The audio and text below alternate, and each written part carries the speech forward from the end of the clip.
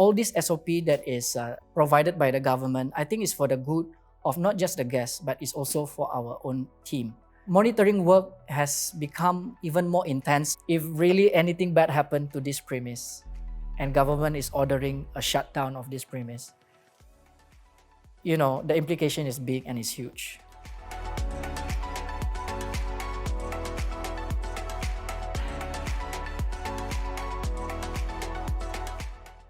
Hi, my name is Peter Fred. I am the manager for Stanton Hotel. I've been in this industry for the past 8 years now.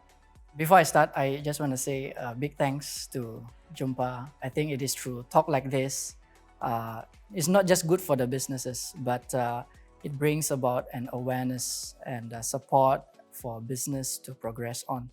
So big thanks to Lawrence for initiating this. Thanks, Maria, for hosting, and Italia, thanks for this whole thing. So wish you best of success in your future undertakings. Yeah, so welcome to Stanton.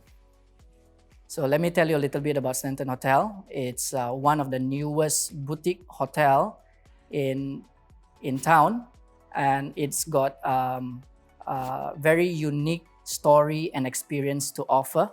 As you can see, we have got a British colonial theme design. The hotel has got 37 rooms with a cafe for daily breakfast, and we recently opened the last October. One thing I learned during this MCO is that we must learn to work fast, adapt fast, and yet at the same time we need to be so sensitive and adaptable to the changes around you. I remember prior to MCO, the whole industry among the hoteliers, we are also confused and waiting for directive upon our association as well as the authority and the government, whether are we allowed to open and open, close. So that time was so chaotic, but it is that time that I learned that we need to be so quick to adapt, and we got to move and work fast in order not to lag behind. Well, three things that we have implemented. First and foremost, as you know, in the midst of running business during this pandemic, we are faced with high operating costs, and therefore, first and foremost that we have to do is to reduce our manpower. We have to reduce about 40% of our staff, and that we are forced to be working on a lean manning. And therefore, we have to promote multitasking skills among the staff, that it's becoming a new norm now. That so much so that if you're unable to multitask, you're unable to continue with the team. So that's one thing. Secondly, we took opportunity with the government's assistance that has been offered. Firstly, we took and applied for WSP, wage subsidy program, where staff will be given 1,200 ringgit for the next 3 months, and these are for staff earning 4,000 and below. And for the staff that we have to temporarily let go, we have to issue them a notice of unpaid leave for 3 months. Again, we hope this is temporary. The government is giving an assistance of 600 ringgit per month for the next 6 months, and hoping that the business will recover. So that's an immediate thing that we took on. And thirdly, I think the most important for us to thrive during this pandemic, we have to adhere closely to the SOP by the authority, and as well as the directive of the association, the Malaysian Hotel Association. So we have to keep ourselves well updated to the changes, to the regulation that we have to strictly adhere. I think during this time it's important that we support local. Yeah, as you know, that our flights are so uncertain in the access of the flights. So we we really got to support all the local businesses that we can. So therefore, we have to be very attractive and affordable for the domestic travelers at this time, and we come out with staycation promo, buy now, stay later, and obviously at this season of CMCO, we are only allowed to check in for people who are in the essential service, our medical staff, the oil and gas crew, and as well as the government agencies. So these are our source of income that we have during this CMCO, and we hope that it will get better as we go on along the way. I think World Health Organization stated that they need about 6 to 8 months to produce a vaccine. Until then, I think we will be so uncertain in many ways of traveling regulation. So I think, in my opinion, in the tourism industry, in order for the industry to fully recover, is to rely upon the reopening of the international flights routes that is coming to the city. Besides that, we can only rely on domestic travelers. Well, SOP is a very interesting topic by itself. We are all regulated under Malaysian Association of Hotels, and we have standard guidelines and SOP that we are following. And this is dated 1st of May. And 3 weeks later, we are again asked to regulate under MITI, that we have to do a daily operation of our safety and health inspection that we have to submit online. So here in Stanton, we promote contactless check-in.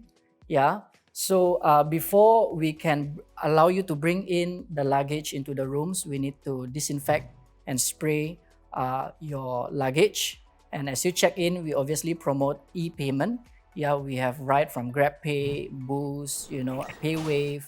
And obviously, if you come and book the rooms by online travel agencies, Agoda, Booking.com, Expedia, and all that, then you are not required to make your payment. We have to take your details of your traveling declaration, and as well as your body temperature. And if you come in, you are not provided by a mask, you need to wear a mask, and we do provide that as well. So that is pretty much the new norm now, while maintaining a very warm service and greetings that we give. We have to strictly adhere to the SOP and guidelines that's given by the government. And as we give you and guide you into the rooms, this whole premise is regularly sanitized, inclusive of the key card that you are holding is all sanitized. And as you enter the room, you can have the peace of mind that we regularly use a air sterilizer, and for the surface as well.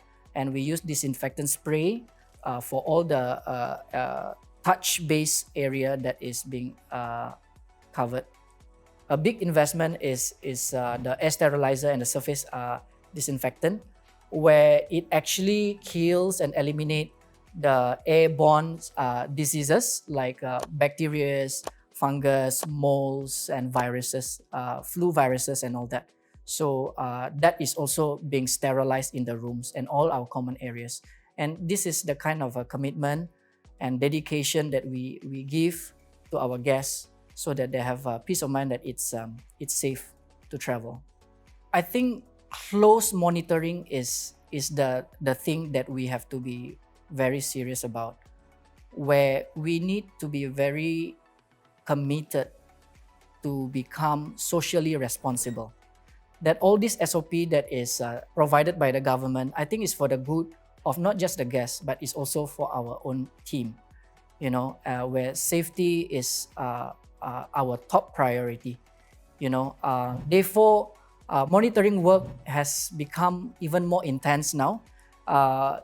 Cleaning of the common area and regularly disinfect all the lift buttons, handrails, handles, and all the common facility.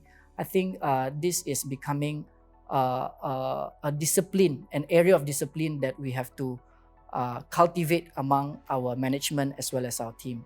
So, like I said, it's a both-way thing. It's not just the management. It's not just for the good of the guests, but it's also for the good of the staff. Under the regulation, public facilities that we have, like meeting room, are not allowed to be used. And our cafe, also we have put a temporary closure to the cafe, partly due to the reason that we are trying to minimize contact with the operator and as well as the guests. So at this moment, we are not serving the daily breakfast to the guests. Until CMCO is fully lifted, we will then reopen all this facility. And that again is fully relying on the directive of the government and the authorities. Yeah, obviously during this MCO, CMCO, one of the regulation and SOP is that the guests are asked and encouraged to remain and stay in the rooms, and so in terms of their daily meals, we will encourage them to go for food delivery services. And again, anybody that steps into the hotel will have to go through all that SOP, taking body temperature, face masks, and it's all these are actually for the safety and for the guests as well. For right now, we only open up one floor for the guests to use, and the entire floor we are shutting them down temporarily. And one of the challenges that we are facing now is that we need a longer turnover time to service the rooms, is mainly to the reason that we need to sterilize the air and the surfaces. That will definitely takes a longer process. So, but because we are not exactly having a high occupancy now, we can always offer them other rooms, but just that the servicing of the rooms is necessary to have a longer period of time.